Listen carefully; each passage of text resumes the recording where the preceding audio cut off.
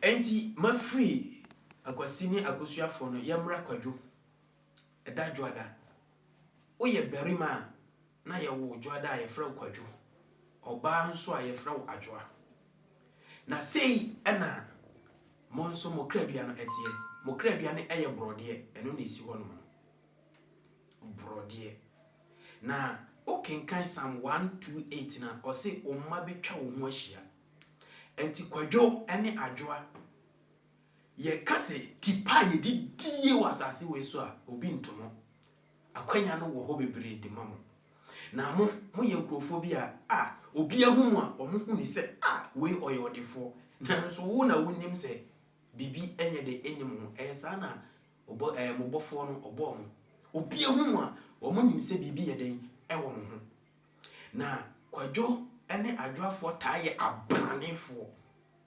omo taaye abrane so sebio oti akora na otum so all kwadwo ene adwoa tipa mo de bedi yie no edoso bebre na ebasa abusuamu a eya abusuani nyina ni dan mo obia ene mo nafofo atwa mo ho ahia edan mo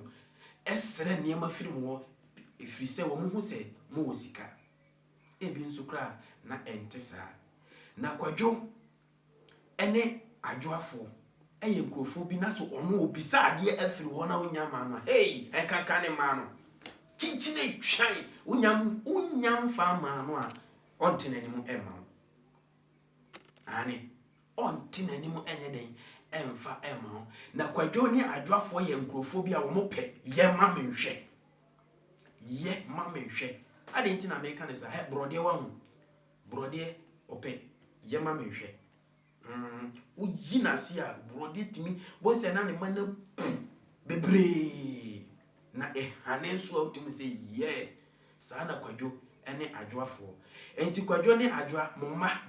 omotaa wo mo nchen okokokokora na sana tie na kwadwo ne adwoa se ade afiri wonsam enche na wonsa ye den asan aka na wonsa kanso a eye mo ho na se wo firi tompa oba esan besi wanan sana etie na mo na nso kakra ewo mo ho se kwadwo ene adwoafo efa nyansa kwan so edi sisi wo munua nyansa kwan so na wo mo asisi kakra ewo ho na kwadwo ne adwoafo wo mo tae pepe kakra ba ni sika yemu a wo mo ye pepe kakra enti sei ena meka afa kwadwo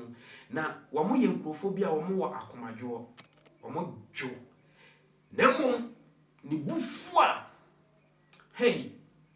sebio aya otaka nkwasi asem adentia enye ne suban no nemo oya ma wahunu se obetumi aye nemo enye ne suban no